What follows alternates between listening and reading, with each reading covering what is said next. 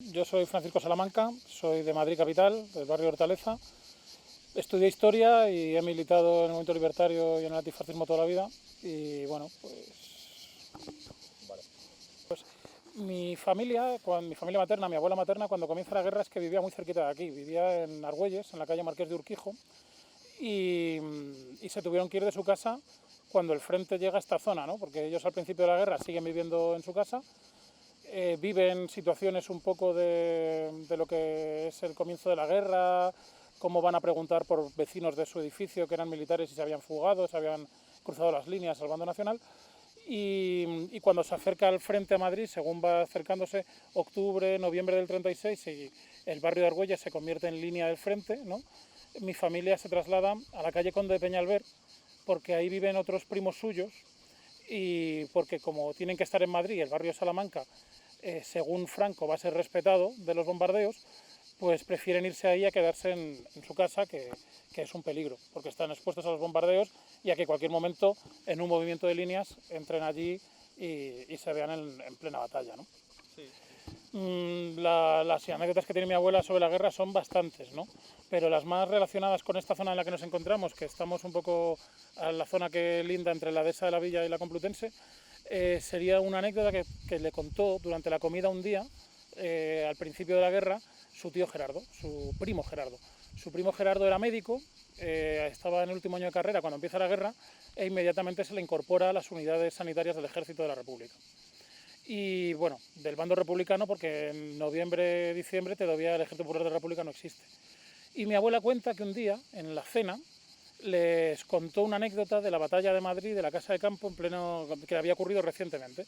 Un herido, prisionero, legionario, les había contado que en pleno avance en la Casa de Campo hubo un nido de ametralladoras en el que se quedaron parados durante todo un día y que les costó muchísimo callar las armas que había en ese nido de ametralladoras, hasta el punto que pensaban que dentro del nido de ametralladoras habría pues un pelotón completo de republicanos, de milicianos, y se sorprendieron muchísimo cuando al callar las armas y al entrar dentro del nido de ametralladoras se encontraron que solo había una mujer, que solo había habido una miliciana que había servido las dos ametralladoras y el resto de armas ella sola durante todo el combate.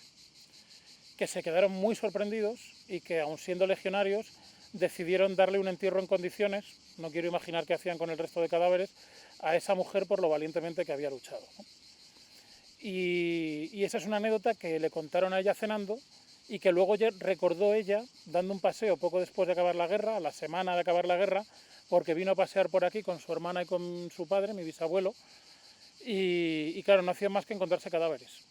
Y dice que mi abuela cuenta que mi bisabuelo les dijo que se volvían a casa, llegando me imagino que a esta zona precisamente, porque no hacían más que encontrarse cadáveres y lo último que se encontraron, el último que vieron fue un cadáver descompuesto con el uniforme de las brigadas internacionales. Y que en ese momento mi bisabuelo dijo, vámonos de aquí porque esto es grotesco y no quiero que lo veáis, ¿no? Lo que sí es cierto es que en el libro de la columna de hierro, de Abel Paz, hay una anécdota prácticamente igual acerca de una miliciana que ella sola defiende en este caso un búnker, sirviendo las 3 ametralladoras del búnker en una retirada del resto de compañeros. Y que también la reacción de los nacionales es la misma, de reconocimiento de valentía y tal. Entonces no sé si llegó a ser un rumor o una leyenda urbana dentro del bando nacional o se dieron más casos de heroísmo de esas características. Mi abuela cuenta que se pudo venir el primer mes, los primeros días, porque luego se acordonó todo, porque claro, había un riesgo terrible de que te estallara una bomba que no hubiera explotado o que te llevaras, intentando encontrar algo, te llevaras un disgusto, ¿no? Entonces fue al principio de la guerra.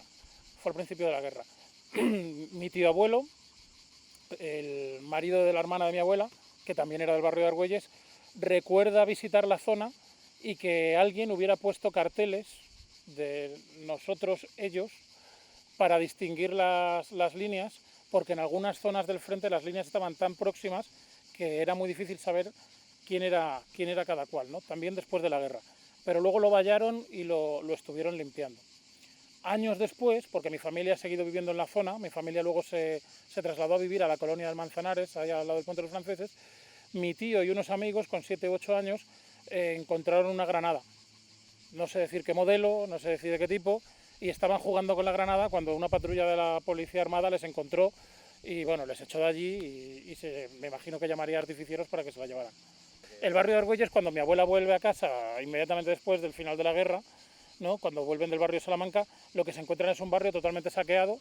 La casa la habían dejado en perfectas condiciones y en la casa no hay nada. En la casa lo único que encuentran es una muñeca y unos aparadores destrozados que hubo que restaurar. O sea, todo lo que había en la casa antes de que empezara la guerra desapareció por completo. De hecho, al comienzo de la guerra, otra anécdota de mi abuela es que ella dormía como un tronco y durante un bombardeo cayó una bomba en la casa en la que ellas vivían y se derrumbó el techo de su habitación y la dieron por muerta. Y cuando la sacaron de los escombros se despertó.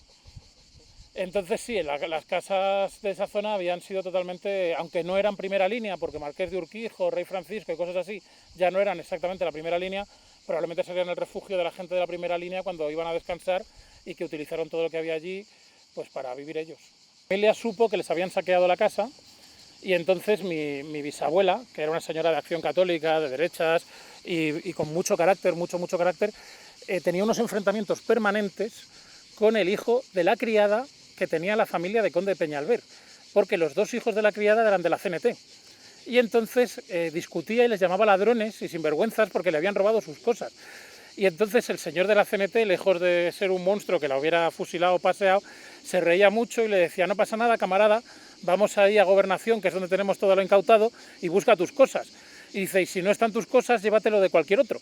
Y entonces mi bisabuela gritaba: no, yo no quiero lo de otro, quiero lo mío. Y el hombre este de la CNT le contestaba: bueno, señora, si la propiedad privada es un robo, no se ponga usted así, ¿no? Y bueno, quizá eso sirva para desmitificar el rollo este de esa división tan gorda que había entre rojos y azules y en que todo se saldaba a tiros, ¿no? O sea, en esa casa convivía gente de la CNT con gente de la burguesía y bueno. Bueno, yo tengo conocimientos de que al lado donde vivía mi familia había habido guerra desde que tengo uso de razón. Yo tengo la enorme suerte, para historiador, o quizá por eso soy historiador, de que mi familia la tradición oral es brutal. Entonces yo desde que soy niño, yo salía a pasear todos los sábados y todos los domingos, porque pasaba los fines de semana en casa de mi abuela, salía a pasear todos los sábados y todos los domingos por la casa de campo. Y yo correteaba por los búnkeres, por las trincheras, y me imaginaba un poco cómo era aquello. Y además en mi familia, mi abuela hablaba mucho del tema, y uno de mis tíos, que ya murió, que era también libertario, pues discutía mucho con mi abuela y en mi familia siempre estuvo muy presente aquello.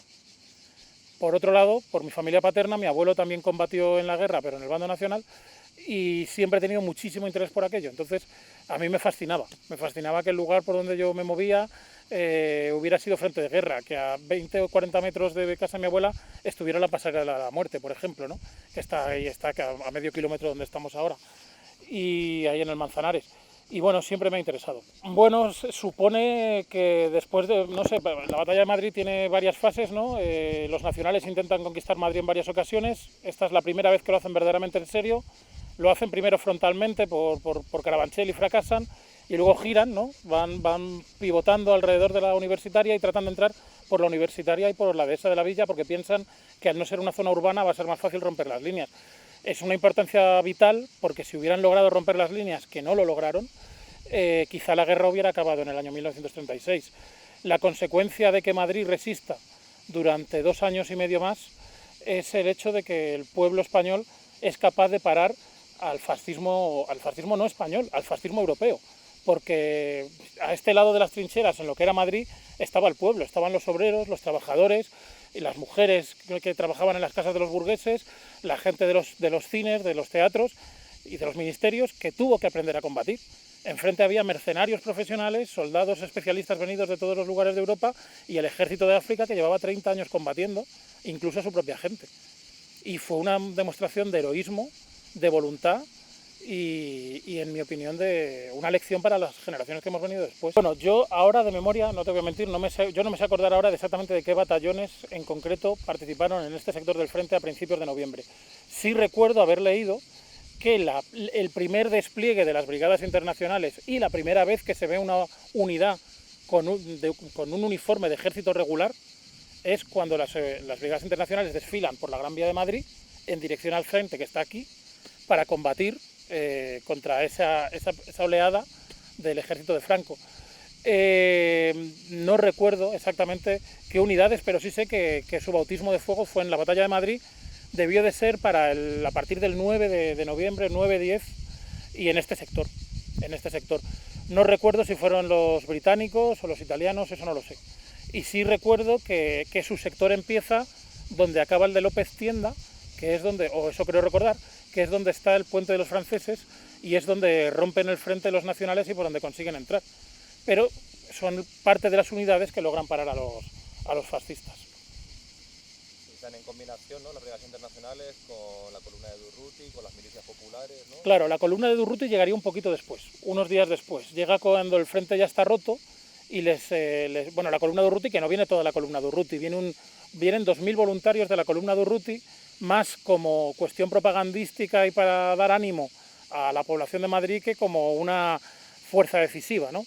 Y se les encomienda la misión, o la pide Durruti, según a quien se le diga, de retomar la ciudad universitaria que está en manos de los nacionales. Logran retomar, después de varios ataques y contraataques, la Facultad de Medicina y las facultades de Odontología y Farmacia, pero el clínico se queda en manos nacionales y se queda así hasta que acaba la guerra. Vamos, es una cosa, se queda como una espina clavada en el corazón de Madrid, pero ni ellos logran avanzar nunca más, ni nosotros logramos echarles, o bueno, ellos logran echarles. Bueno, a mí me parece que estas excavaciones arqueológicas son, como casi siempre, una demostración de lo patéticamente pasota que son las instituciones con respecto a la historia, ¿no? Es decir, yo creo que, empezando por la facultad, o sea, vosotros estáis haciendo un trabajo maravilloso, prácticamente voluntario, sin casi ayudas, y tenéis una facultad de historia a 100 metros. Es decir, lo que es triste y patético es que la Facultad de Historia de la Complutense, los departamentos de Contemporánea y los departamentos de Arqueología no tuvieran permanentemente equipos de trabajo y de estudiantes en 100 metros a su alrededor trabajando, historiando y difundiendo que algo tan importante como la Batalla de Madrid, como la Guerra Civil que cambió la historia de nuestro país, nos guste o no nos guste, a día de hoy seguimos siendo consecuencia de lo que ocurrió entonces, no se está aprovechando. Y eso pasa con todo. Entonces me parece que es un trabajo militante fundamental, que muchísima gente debería conocer, que habría que apoyar. Bueno, de hecho, hoy he venido con más gente para enseñárselo porque me parece que es importantísimo y que lamentablemente no se hace. Pues si hubiera un mínimo de interés y unas mínimas luces, lo que se podría hacer con estos restos arqueológicos sería restaurarlos, reconstruir la línea del frente, invertir y dejarlos como estaban en el año 36, en el año 37 y en el año 38.